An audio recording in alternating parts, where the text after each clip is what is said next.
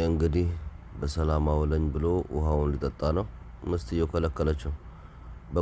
በብርጭቆ ጠጣ፣ በኩባያ ቀርተህ ጠጣ አለችው። ኧረ ወረወረባት። ተው ይሻልሃል፣ እንደሱ ባታደርግ ይሻልሃል። ይኸው እንግዲህ ገና ከመጀመሪያው በጠዋቱ ከእሷ ጋር ተላከፈ ማለት ነው። ባይሆን ይሻል ነበር። ቀንህ ሊበላሽ ነው እንግዲህ። አቤት አቤት አቤት! እየተኮሰ ነው። አሁን እሷን ባትለክፋት ራሷ ተኩሳ ታለብስህ ነበር። ያው እንግዲህ ይኸው እንግዲህ ፓወሩን ጨመረችበት።